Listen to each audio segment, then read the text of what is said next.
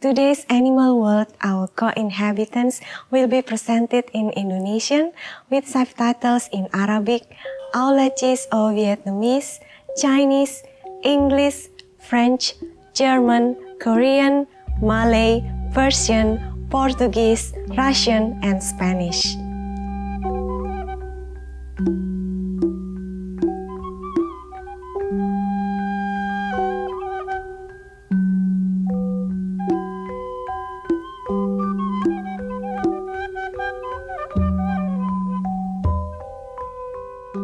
Selamat datang pemirsa yang ramah lingkungan di dunia satwa, sesama penghuni bumi. Negara yang menakjubkan, Indonesia, memiliki lebih dari 91 juta hektar hutan. Ini merupakan sekitar 10% dari seluruh hutan yang ada di dunia saat ini. Menurut organisasi pencinta lingkungan hidup WALHI, penebangan liar dan perkebunan kelapa sawit membuka kira-kira 2,8 juta hektar hutan di negeri ini setiap tahunnya. Merosotnya luas hutan hujan tropis secara cepat mempengaruhi hewan-hewan yang tinggal di habitat yang istimewa ini. Orang utan, satu-satunya spesies kera besar yang hidup di luar Afrika, menghadapi resiko kepunahan, dan Organisasi Pusat Perlindungan Orang Utan yang berada di Indonesia meramalkan 2 atau 3 tahun lagi spesies ini mungkin tidak lagi dapat ditemukan di Indonesia. The Borneo Orangutan Survival atau BOS Foundation Indonesia adalah organisasi non-profit yang bermitra dengan pemerintah Indonesia, masyarakat, dan individu-individu yang memiliki visi yang sama dan organisasi-organisasi lain seluruh dunia untuk menyelamatkan spesies yang mulia ini. Di Indonesia, orang utan hanya hidup di Pulau Sumatera dan di Pulau Kalimantan. Organisasi ini memiliki 4 lokasi di Kalimantan sebagai usaha penyelamatan primata ini. Dr. Insinyur Adrianto Priajat, Direktur Eksekutif dari Borneo Orangutan Survival Foundation, menjelaskan lebih jauh tentang situasi hewan-hewan lembut ini dan usaha-usaha yang dilakukan untuk melindungi mereka di Nyaru Menteng, satu dari 4 lokasi dan merupakan pusat rehabilitasi primata terbesar di dunia. Nyaru Menteng dibangun di bawah kesepakatan dengan Kementerian Kehutanan Indonesia. Kera besar di dunia ada 4 macam, ada gorila, ada simpanse, ada bonobo, dan ada orang utan. Kebetulan ketiga spesies kera besar itu ada di Afrika. Satu-satunya kera besar yang ada di Asia itu hanya orang utan. Dulu orang utan ada di Vietnam, ada di Thailand, ada di Semenanjung Malaysia, tapi punah. Dan sekarang hanya ada di Pulau Sumatera dan Pulau Kalimantan. Terus apakah istimewanya? Ya tentu saja yang satu hampir punah. Yang kedua, peran orang utan di dalam keseimbangan alam itu sangatlah tinggi. Karena orang utan katakanlah memakan biji, dia memencar biji. Jadi, dan orang utan sebagai juga bukti sehat tidaknya hutan. Jadi kita bisa mencirikan kalau hutan itu cukup sehat, jadi kayak umbrella species. Dengan adanya orang utan melindungi beberapa satwa yang lainnya. Begitu mesti ada satu orang utan, berarti di situ ada satwa liar lainnya dan beberapa tanaman hutan lainnya.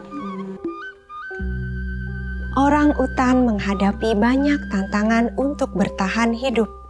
Yang banyak misalnya kalau waktu musim kemarau, ada kebakaran hutan mungkin di Kalimantan Tengah maupun di Kalimantan Timur. Kebiasaan kita cuma menghitungnya misalnya pohon, area yang terbakar. Kadang-kadang kita lupa satwa yang ada di dalamnya juga kadang keluar, kadang juga tidak bisa menyelamatkan. Hal yang kedua adalah perubahan hutan. Karena banyak sekali sekarang pengembangan misalnya perkebunan kelapa sawit, misalnya hutan tanaman industri, misalnya pertambangan. itu memberikan kontribusi yang cukup banyak terhadap lajunya degradasi hutan. Berarti lajunya juga tingkat kepunahan orangutan semakin cepat. Karena sekarang jumlah orangutan sangatlah sedikit, itu pun juga tinggalnya terpencar-pencar. Orangutan tidak seperti monyet, jadi hidupnya soliter. Kalau monyet itu kan hidupnya berkelompok. Iya betul. Iya, jadi lah orangutan tidak sendiri, sehingga pola reproduksinya juga sangat lambat. Secara genetik orangutan tuh 97% sama genetiknya dengan manusia. Cuma 3 yang berbeda. Borneo Orangutan Survival Foundation tidak hanya berkeinginan untuk menjaga habitat orangutan, tetapi juga melatih orangutan yang mereka rehabilitasi untuk dapat kembali ke hutan. Yayasan POS berusaha mereintroduksi orangutan. Apa sih reintroduksi? Jadi kita ingin orangutan itu bahagia di tempatnya. Yang pertama kita mencoba orangutan yang sudah ada di hutan jangan sampai keluar atau terganggu. Orangutan biasanya keluar karena terganggu, misalkan di sana adanya pembukaan lahan, adanya kebakaran hutan sehingga orangutan keluar. Jadi ini biasanya kalau para ahli ekologi menyebutkan konservasi in situ.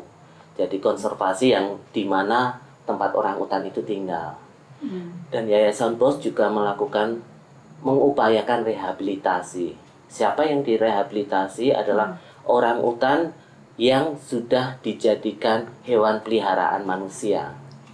Karena biasanya dia mengenal nasi, mengenal makanan yang dimakan manusia, ya kita harus persiapkan orangutan harus juga bisa hidup di hutan. Di hutan tidak ada nasi, di hutan tidak ada lauk pauk seperti yang dimakan orangutan. Tentu pertama kali kita menerima orangutan, kita itu membantu Departemen Kehutanan sebenarnya, khususnya Direktorat PHKA, mencoba jadi orangutan dititipkan kepada Yayasan POS. Setelah ada di kita coba general check up. Lebih dari sekitar 90% orangutan yang masuk pusat rehabilitasi adalah dalam kondisi sakit.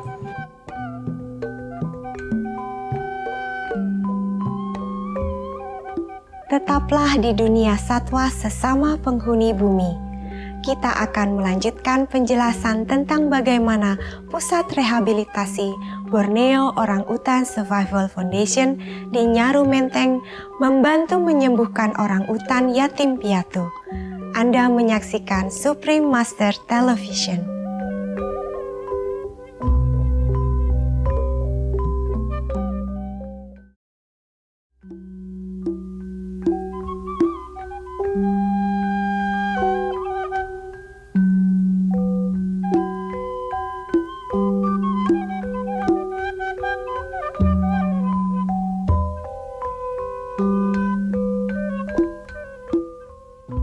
Selamat datang kembali di dunia satwa sesama penghuni bumi. Pertambangan, perkebunan kelapa sawit, penebangan, dan kekeringan seringkali menghancurkan habitat orangutan, satu-satunya spesies kera besar yang hidup di Asia.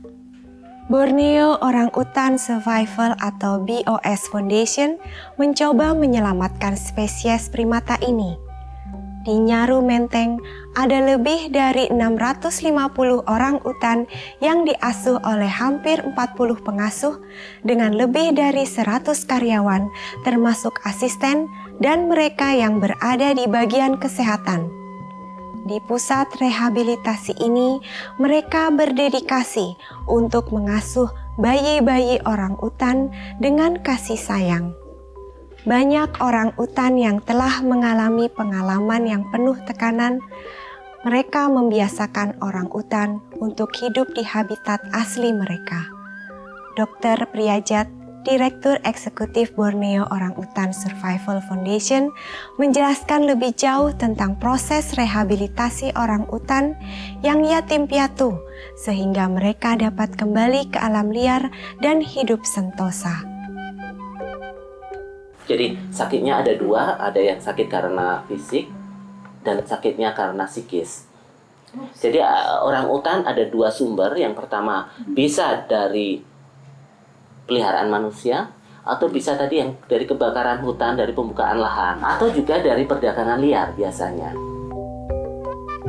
Bayi orang utan yang telah menjadi korban dari perdagangan ilegal memerlukan penanganan istimewa karena biasanya mereka telah kehilangan ibunya pada saat proses diambil dari hutan, dan hal ini secara nyata mempengaruhi perkembangan mereka. Dan yang paling kita coba jaga adalah kasih sayang.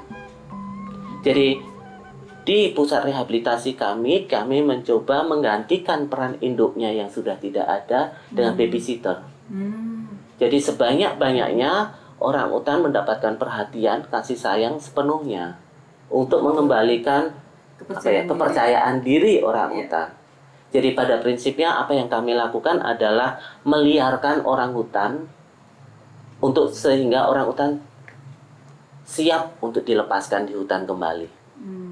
Oleh karena itu, setelah kita tadi di check up, general check up, kalau dia sakit kita sembuhkan, kalau dia cukup sehat kita coba didik orang utan.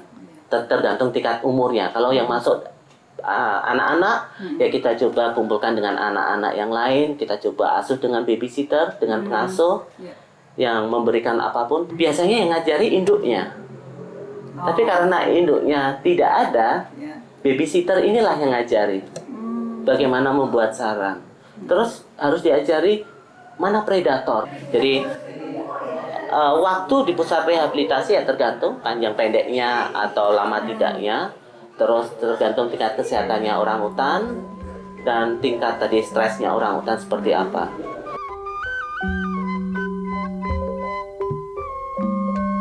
Pusat Rehabilitasi Nyaru Menteng memiliki beberapa fasilitas untuk tempat tinggal, menyembuhkan, dan mengajar orang utan. Pusat rehabilitasi ini menyatukan klinik, kebun buah, taman di tengah-tengahnya agar orang utan menjadi nyaman dengan hutan dan kelasnya.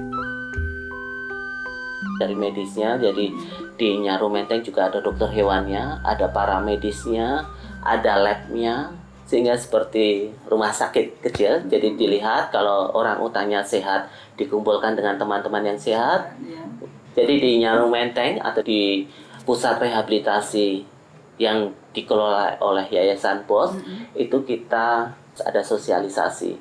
Nah, sosialisasinya tergantung kelas, tergantung umur. Jadi kalau umurnya masih muda atau masih bayi kita kelompokkan. Kalau yang setengah kita kelompokkan juga, sehingga mereka bisa seimbang. Dan kita juga harus melihat latar belakangnya. Jadi ada orang utan yang agak lama menerimanya, ada orang utan yang cepat sekali menerimanya. Kita coba bikin structure, karena orang utan itu seperti juga manusia. Ada yang disebut alpha male, itu kalau di hutan tuh yang jagoan. Jadi biasanya kalau di kandang itu yang jagoan-jagoan yang dapat makan dulu. Iya, jadi seperti kita lah, ya kita orang tua dulu makan baru, atau yang pejantan tanggung ini yang nanti-nanti dulu. Jadi inilah yang juga kayak membentuk sosialisasi mereka.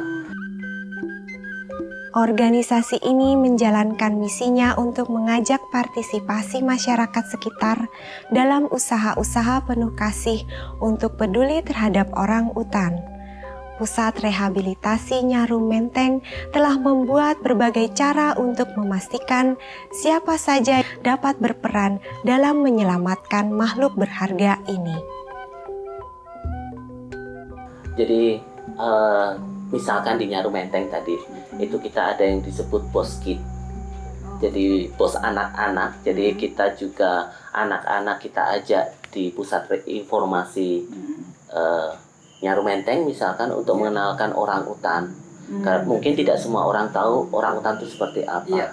Dia harus tahu bagaimana untuk mengetahui orang utan, apa permasalahannya, dan tidak hanya anak-anak juga, orang dewasa. Jadi mungkin lebih dari 90% juga bahwa karyawan POS di proyek atau di program di Kalimantan sana itu dari masyarakat sekitar.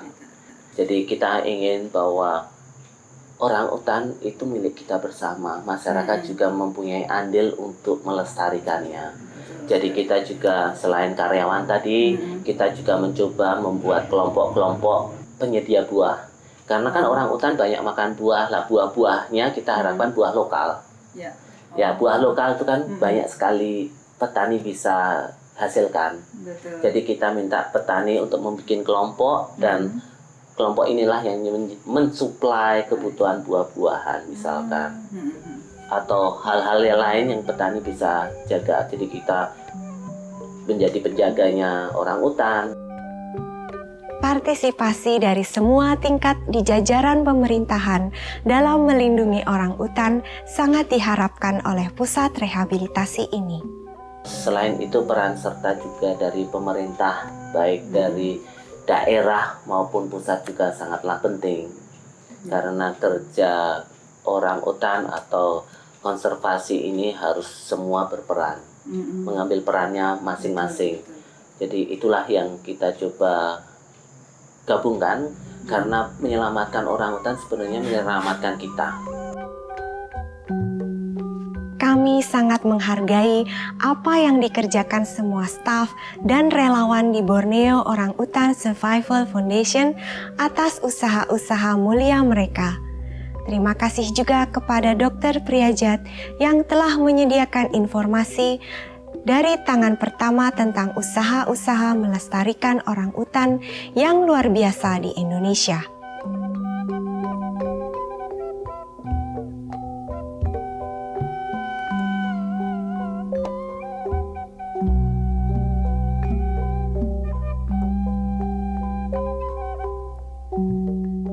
Pemirsa yang terkasih, terima kasih atas kebersamaan Anda hari ini di Dunia Satwa sesama penghuni bumi.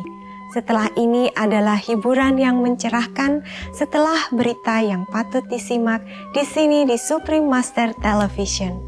Mari kita semua menghormati dan peduli dengan hidup sesama makhluk. Loving viewers, thank you for your blessed company today on Animal World, Our Co-Inhabitants. Coming up next is enlightening entertainment right after noteworthy news here on Supreme Master Television. Let us all respect and care for the lives of our fellow beings.